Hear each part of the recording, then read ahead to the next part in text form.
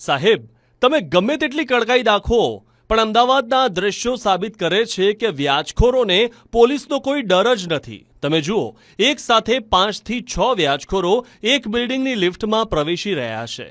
આ લોકોનો આતંક એટલો કે મનીષ રાઠોડ નામના વેપારીએ 8 મહિના પહેલા ઘર છોડી દીધું હતું. તેઓ મિત્રના ઘરે રહેતા હતા, પણ ત્યાં પણ આ લોકો પહોંચી ગયા. જુઓ, વેપારી સાથે ખેંચતાણ કરી રહ્યા છે.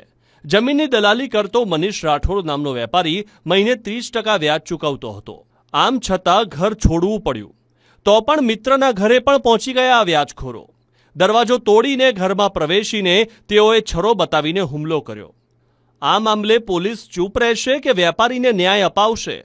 આ વ્યાજખોરો જેમના સામે ફરિયાદ થઈ છે તેઓના નામ છે ભાર્ગવ દેસાઈ, ભાવેશ દેસાઈ, આનંદ રબારી, અનુજ દેસાઈ, વિપુલ દેસાઈ અને અક્ષય દેસાઈ. હવે જોવું રહ્યું કે પોલીસ કેવા મોર બોલાવે છે.